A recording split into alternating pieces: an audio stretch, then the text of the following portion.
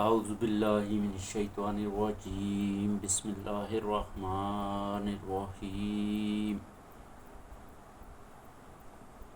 میرے تمام روئے زمین کے مسلمانوں اور تمام انسان دوستوں، السلام علیکم ورحمۃ اللہ وبرکاتہ۔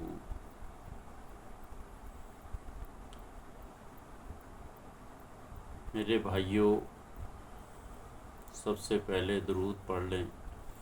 اللہم صلی علی محمد وعلی آل محمد کما صلیت علی ابراہیم وعلی آل ابراہیم انک حمید مجید۔ اللہم بارک علی محمد وعلی آل محمد کما بارکت علی ابراہیم وعلی آل ابراہیم انک حمید مجید۔ اردو میں اس کا ترجمہ یہ ہے کہ یا اللہ سلامتی بھیج، رحمتیں بھیج محمد صلی اللہ علیہ وآلہ وسلم پر اور اس کی آل و اولاد پر، جیسے تو نے رحمتیں بھیجی حضرت ابراہیم علیہ السلام پر اور اس کی آل و اولاد پر۔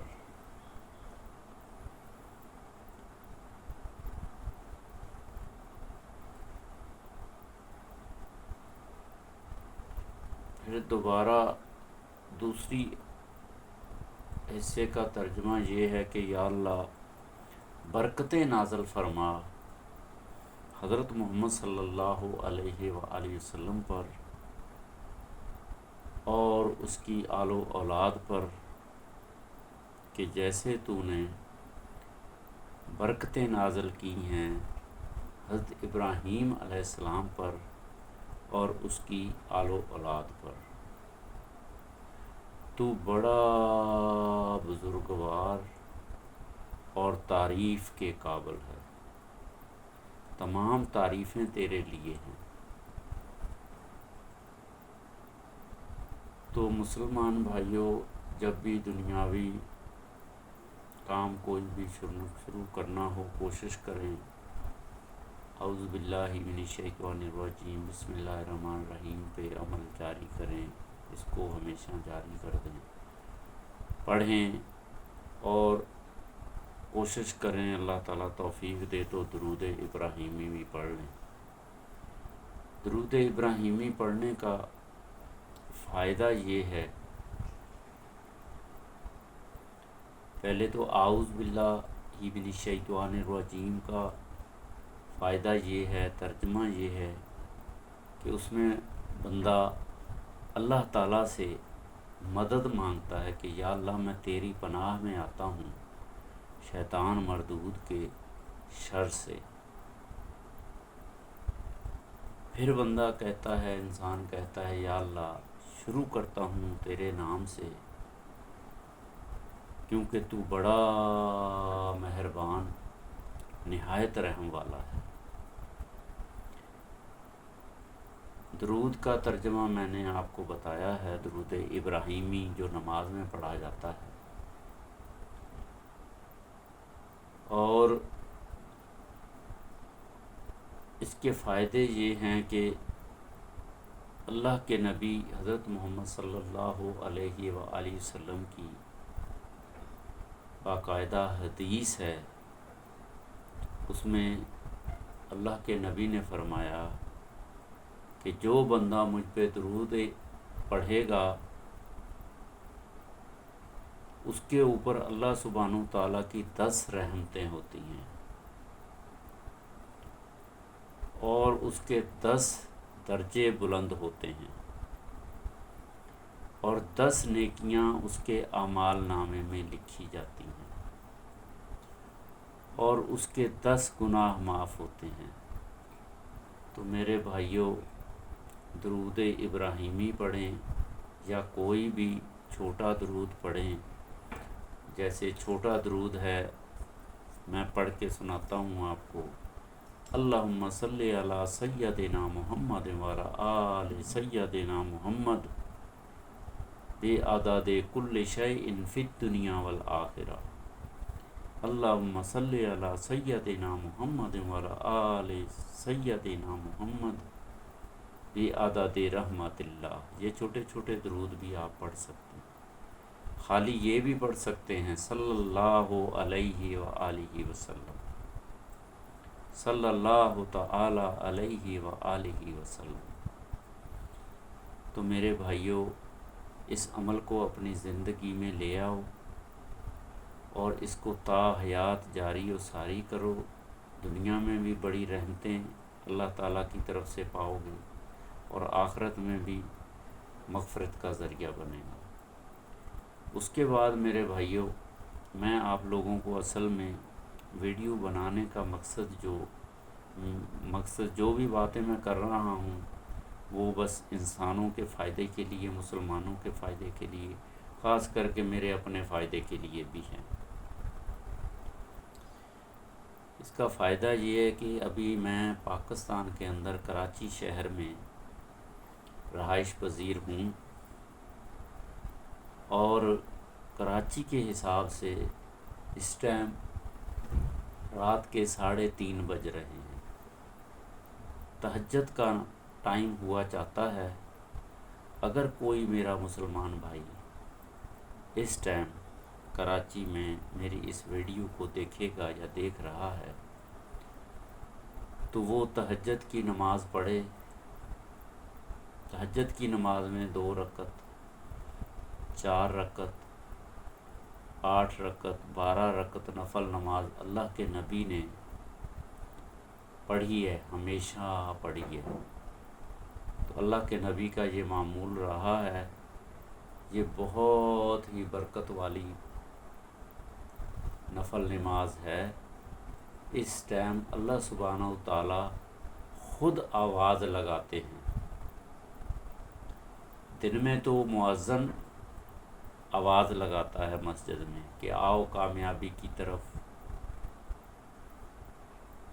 آؤ نماز کی طرف، اللہ کی بندگی کی طرف، لیکن رات کو اللہ سبحانہ و تعالی خود آواز دیتے ہیں بندوں کو کہ آؤ، کوئی ہے ایسا بندہ جو آدھی رات کو اٹھ کے میرے ساتھ باتیں کرے، مجھ سے مانگے، دنیا کی فلاح کے لیے مانگے، آخرت کے لیے مانگے، تو اللہ تعالیٰ کی مدد اس کے لیے آ جاتی ہے۔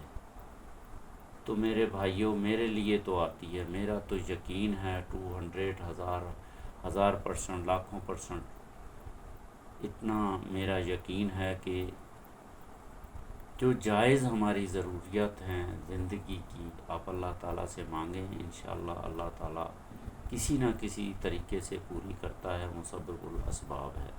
وہ ایسی جگہ سے، ایسے ذرائع سے آپ کی مدد کرے گا، آپ سوچ بھی نہیں سکتے۔ تو میرے بھائیوں، میں نے 4 رکعت نفل نماز تہجد پڑھی ہے، اور اللہ کے نبی کا یہ بھی معمول رہا ہے کہ وہ عشاء کی نماز فرض نماز کے ساتھ 2 رکعت سنت رسول موقدہ پڑھتے تھے۔ اس کے بعد 3 رکعت وتر نماز واجب جو ہے وہ تہجد کے ساتھ پڑھتے تھے۔ تہجد کے ٹائم نوافل پڑھنے کے بعد 3 رکعت وتر نماز واجب پڑھتے تھے۔ تو میں بھی ابھی 3 رکعت وتر نماز واجب عشاء کے ادا کرنے لگا ہوں۔ تو میرے بھائیوں، اس پیغام کو، اس میسیج کو تمام مسلمانوں تک، تمام انسانوں تک پہنچاؤ، اور تمام مسلمانوں سے گزارش ہے، ریکویسٹ ہے کہ وہ اس پیغام کو اپنے اپنے ملک کے ٹائم کے مطابق تمام انسانوں تک پہنچائیں، اور اس پہ عمل کریں اپنے اپنے ملک کے ٹائم کے مطابق، کیونکہ ابھی کراچی میں تو 3:30 بج رہے ہیں۔ ہو سکتا ہے کسی ملک میں کیا ٹائم ہو، کہیں 12 بج رہے ہیں، کہیں 6 بج رہے ہیں، کہیں 8 بج رہے ہیں، کہیں 3 بج رہے ہیں، کبھی 1 بج رہا ہے۔ یہ دنیا میں مختلف ٹائم ہیں۔ تو میرے بھائیوں، تہجد کی رات نماز جو ہے رات کو عشاء کی نماز پڑھنے کے بعد آپ سو جائیں 1 گھنٹہ 2 گھنٹہ، اس کے بعد اٹھیں، اٹھنے کے بعد تہجد کی نفل نماز ادا کریں، پھر سو جائیں یا تلاوت قرآن کریں، پھر فجر کی نماز پڑھیں سنت کے ساتھ، اس کے بعد دن میں صبح اپنی روزی کی تلاش میں نکلیں، اگر ہمت نہیں ہے تو سو جائیں 2 4 گھنٹے، پھر اٹھ کے روزی کی تلاش میں نکلیں، پورا دن ہے۔ اللہ تعالیٰ ہر مسلمان کو، ہر انسان کو اپنے اپنے وقت کے، اپنے ضرورت کے مطابق زندگی کے لیے آسانیاں پیدا کرے، آمین ثم آمین۔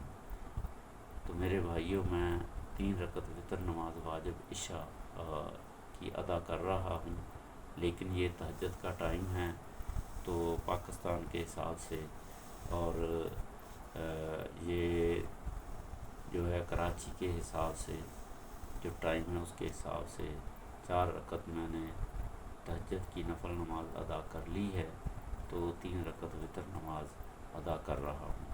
اللہ تعالیٰ سب کو توفیق دے، ہدایت دے، آمین۔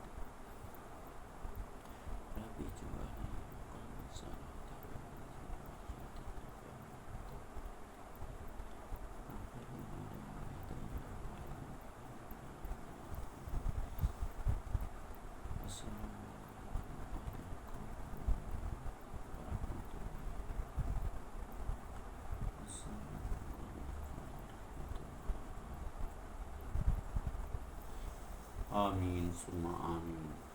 اللہم اعنی علی ذکرک و شکرک و حسن عبادتک۔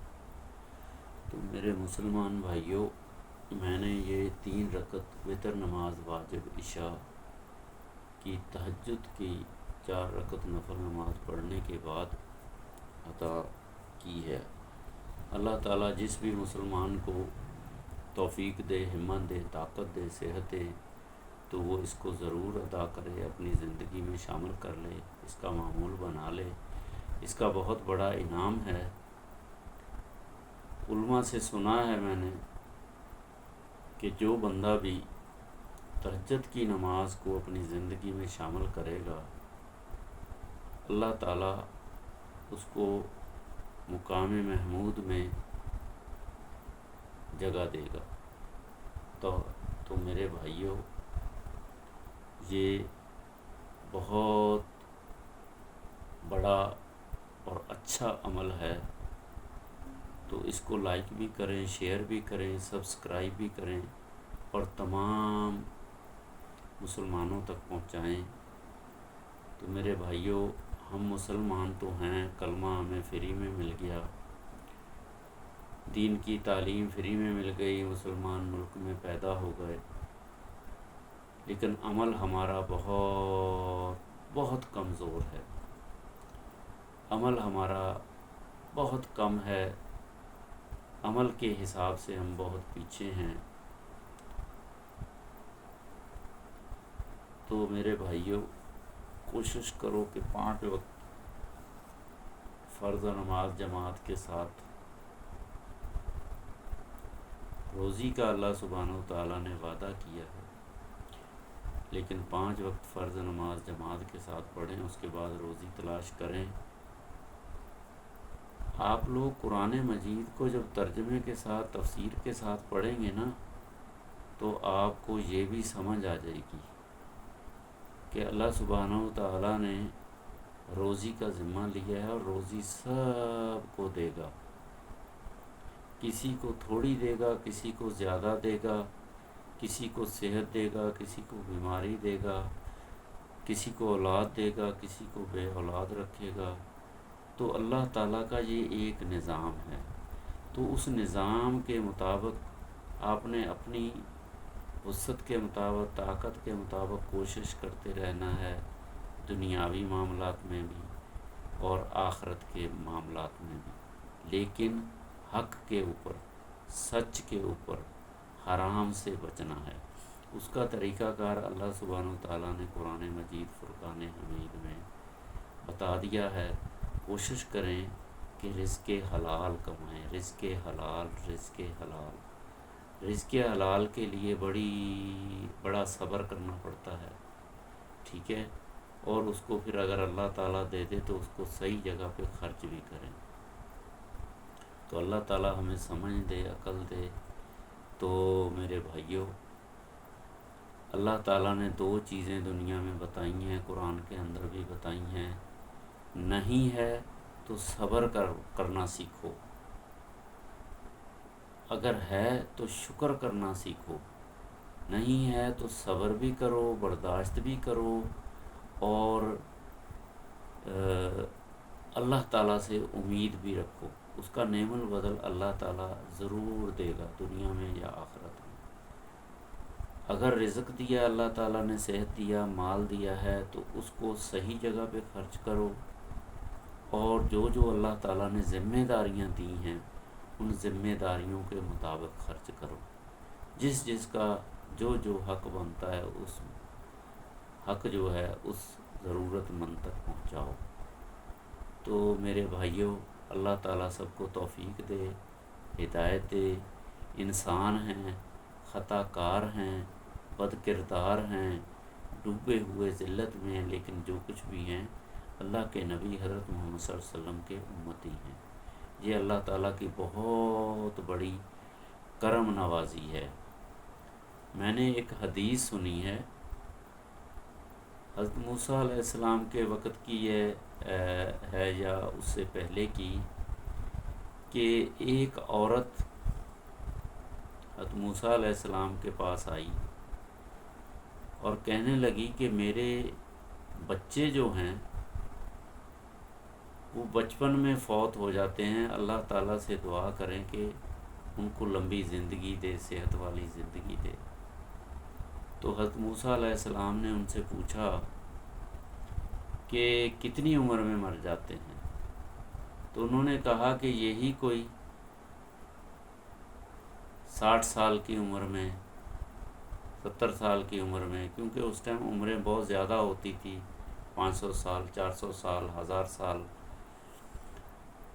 تو حضرت موسیٰ علیہ السلام نے فرمایا کہ ایک ایسی امت آنے والی ہے، اللہ کے نبی کی، حضرت محمد صلی اللہ علیہ وسلم کی امت، جس کی عمر ٹوٹل 60 سال ہوگی۔ آپ کے تو بچے 60 سال میں فوت ہوتے ہیں، اس کی عمر ہی 60 سال ہوگی۔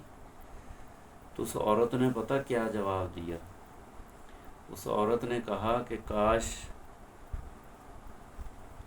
میں اللہ کے نبی کی امت میں پیدا ہوتی تو میں 60 سال جو ہے سجدے میں گزار دیتی، ایک سجدے میں گزار دیتی۔ تو میرے بھائیوں، اس سے پہلے جو امتیں گزری ہیں، قومیں گزری ہیں، جن کو علم تھا اللہ کے نبی کا آنے کا، اس کے وقت کا، تو وہ بڑی قدر کرتے تھے، دعائیں کرتے تھے۔ تو ایک اور علماء سے میں نے حدیث سنی ہے کہ ایک دفعہ اللہ کے نبی کے صحابہ بیٹھے، انہوں نے ذکر کیا اللہ کے نبی سے، یا رسول اللہ، کہ پچھلے لوگوں کی عمریں تو ہزار ہزار سال تھیں، اور وہ تو اتنی لمبی لمبی عبادت کرتے تھے، ہماری تو عمریں اتنی چھوٹی ہوں گی، کم ہوں گی، 50 سال 60 سال، اس سے بھی کم۔ تو اللہ سبحانہ و تعالیٰ کے نبی حضرت محمد صلی اللہ علیہ وآلہ وسلم نے فرمایا، تو اللہ تعالیٰ نے اپنے نبی کی امت کو رمضان کا مہینہ دے دیا، برکتوں والا مہینہ، اس کے اندر جو بندہ بھی عبادت کرے گا وہ 70 گنا کاؤنٹ ہوگی۔ اس کے بعد ایک لیلۃ القدر کی رات دے دی، جس نے بھی یہ رات پالی، یہ لیلۃ القدر ابھی جو ریسنٹلی آخری عشرے میں ہوتی ہے رمضان کے، گزری ہے، اللہ تعالیٰ میں تو کہتا ہوں تمام مسلمانوں کو نصیب کی ہو۔ جس نے بھی اس آخری عشرے میں مکمل عبادت کی ہے، کچھ لوگ تو ایسے ہیں جن کو اللہ تعالیٰ نے توفیق دی، ہدایت دی، وہ اعتکاف میں بیٹھے، اعتکاف کی تو کوئی بھی رات، کوئی بھی لمحہ عبادت کے بغیر نہیں گزرتا، وہاں سونا جگنا اٹھنا بیٹھنا سب عبادت میں کاؤنٹ ہوتا ہے، ان کو تو پکی لیلۃ القدر مل جاتی ہے۔ ہاں، جو لوگ دنیاوی کاموں میں مصروف ہیں، ٹائم نہیں ہے، وہ کوشش انہوں نے لازمی کی ہوگی، ہم نے بھی کوشش کی ہے، ہمیں تو امید ہے، ہمیں لیلۃ القدر ملی ہے، یقین ہے، پکا یقین ہے، اللہ تعالیٰ نے توفیق بھی دی ہے، ہمت بھی دی ہے۔ تو میرے بھائیوں، اللہ کے نبی کی امت کے لیے اللہ تعالیٰ نے بڑی آسانیاں رکھی ہیں، تو جس کی زندگی میں رمضان کا مہینہ آئے، اس کے لیے ایک اور حدیث بھی ہے کہ اللہ کے نبی نے فرمایا ہے، جو بندہ رمضان کا مہینہ آئے اور وہ اپنی بخشش نہیں کروا سکے تو وہ ہلاک ہو گیا۔ تو میرے بھائیوں، زندگی میں اللہ تعالیٰ ہمیں یہ جو زندگی دی ہے، یہ بہت مختصر زندگی ہے، اس میں جتنا کمانا ہو، جتنا لوٹنا ہے لوٹ لو۔ یہ دنیا میں تو ہم بہت کچھ جمع کر رہے ہیں، محل ماڑیاں بنگلے بنا رہے ہیں، لیکن آخرت کے لیے بھی محل ماڑیاں بنگلے بناؤ، وہ ایک چٹیل میدان ہے۔ جو بھی دنیا میں اچھا عمل کرو گے، اللہ تعالیٰ اس کو وہاں محفوظ کرے گا، دریاؤں کی صورت میں ملیں گے، درختوں کی صورت میں ملیں گے، پھل فروٹ کی صورت میں ملیں گے، محلوں کی صورت میں ملیں گے، اچھے اچھے باغات کی شکل میں ملیں گے، پانی کی نہریں، دودھ کی نہریں، شہد کی نہریں، شراب کی نہریں۔ تو اللہ تعالیٰ سب اس کا، دنیا کی جو محنت ہے، دنیا کی جو عبادت ہے، ٹھیک ہے، اس کا نعم البدل اللہ تعالیٰ ہمیں آخرت میں دے گا، اچھے وے میں، اور ہمیشہ ہمیشہ کے لیے وہ ملنے والا ہے۔ تو میرے بھائیوں، اللہ تعالیٰ جس کو بھی موقع دیتا ہے، توفیق دیتا ہے، ہدایت دیتا ہے، صحت دیتا ہے، سب سے خوش نصیب انسان وہ ہے جس کو اللہ سبحانہ و تعالیٰ نے صحت دی اور ٹائم دیا عبادت کا۔ سمجھ لو وہ بہت بڑا امیر ترین انسان ہے، جس کو اللہ کی بندگی کا ٹائم مل گیا اور صحت مل گئی۔ جس کے پاس صحت ہے وہ اللہ تعالیٰ کی سکون سے، خشوع سے، خضوع سے جتنی چاہے عبادت کر سکتا ہے، لمبے لمبے سجدے کر سکتا ہے، رکوع سجود کر سکتا ہے، نوافل نمازیں پڑھ سکتا ہے، فرض پڑھ سکتا ہے، قرآن مجید تلاوت پڑھ سکتا ہے۔ ہاں، جس کو دنیا میں حد سے زیادہ مصروف ہو گیا یا کر دیا ہے، تو وہ بھی اگر سیدھی راستے پہ سیدھے طریقے سے، حق حلال کے طریقے سے زندگی گزار رہا ہے، تو اس کو بھی اللہ تعالیٰ بہت نعم البدل دے گا، لیکن حق حلال کے طریقے سے۔ حرام سے بچنا ہے، حرام سے بچنا ہے، حرام سے بچنا ہے، سود سے بچنا ہے، حرام سے بچنا ہے، تو یہ ساری چیزیں تو اللہ تعالیٰ نے قرآن مجید میں فرما دی ہیں، طریقہ کار بتا دیا ہے زندگی گزارنے کا۔ تو میرے بھائیوں، جو بھی میری اس ویڈیو کو دیکھے، سمجھے، عمل کرے، قرآن مجید قرآن مجید قرآن مجید فرقان حمید اللہ تعالیٰ کی کتاب ہے۔ اس کے اندر اتنا بڑا خزانہ چھپا ہوا ہے جو انسان کی سوچ ختم ہو جاتی ہے وہاں، اتنا بڑا خزانہ ہے۔ لیکن سمجھنے والے کے لیے، عمل کرنے والے کے لیے اللہ تعالیٰ نے موقع دیا ہے، زندگی دی ہے، صحت دی ہے۔ تو میرے بھائیوں، اس پہ عمل کر لو، عمل کر لو، اپنی آخرت بھی سنوار لو، دنیا بھی سنوار لو۔ تو اس پیغام کو تمام مسلمانوں تک، انسانوں تک بھی پہنچاؤ۔ یہ اللہ تعالیٰ نے انسانوں کے ذمے لگایا ہے، اور اس کے بعد جنات کے ذمے بھی لگایا ہے۔ جنات کو بھی جو میسج انسان کے لیے ہے وہی جنات کے لیے ہے۔ تو جنات اور انسان دونوں کا حساب کتاب ہوگا۔ ان کو اللہ تعالیٰ نے دنیا میں سہولتیں جو دی ہیں، رہنے کی، کھانے کی، پہننے کی، دنیا میں لذتیں دی ہیں، تو ان لذتوں کا نعم البدل آخرت میں بھی ملے گا، اگر اس کو جائز طریقے سے، حلال طریقے سے ہم کمائیں گے، کریں گے، نیک عمل کریں گے، بد عملوں سے، برائیوں سے، گناہوں سے بچیں گے۔ باقی شیطان کا تو کام ہے، اس کو تو اللہ تعالیٰ نے پوری چھوٹ دی ہے کہ وہ اللہ کے بندے کو جتنا چاہے بگاڑ لے، جتنا انسان کو چاہے، جنات کو چاہے بگاڑ لے۔ لیکن اللہ تعالیٰ نے ساتھ میں عقل بھی دی ہے، انسان کو عقل بھی دی ہے، جنات کو عقل بھی دی ہے کہ برا کیا ہے، صحیح کیا ہے۔ دنیا کے معاملات میں تو اس کو سب پتہ ہے، برا کیا ہے، صحیح کیا ہے، میرے فائدے کی کیا چیز ہے، میرے نقصان کی کیا چیز ہے۔ لیکن آخرت کا بھی اس کو اللہ تعالیٰ سمجھ دے دے کہ بھئی آخرت کے فائدے کی کیا چیزیں ہیں، نقصان کی کیا چیزیں ہیں۔ کیونکہ آخرت کا نقصان بھی ہو گیا تو بہت خطرناک ہے، اگر فائدہ ہو گیا تو پھر تو بہت ہی اللہ تعالیٰ کا انعام ہے، وہ بہت بڑا انعام ہے۔ اللہ تعالیٰ سب کو دے، سب کو جنت الفردوس کے اعلیٰ مقام دے، آمین ثم آمین۔ بھائیو، ویڈیو لمبی ہو جائے گی تو اللہ تعالیٰ سب کو توفیق دے، کوشش کریں کہ اس کو پوری دنیا میں انسانوں تک، مسلمانوں تک پہنچائیں، آمین ثم آمین یا رب العالمین۔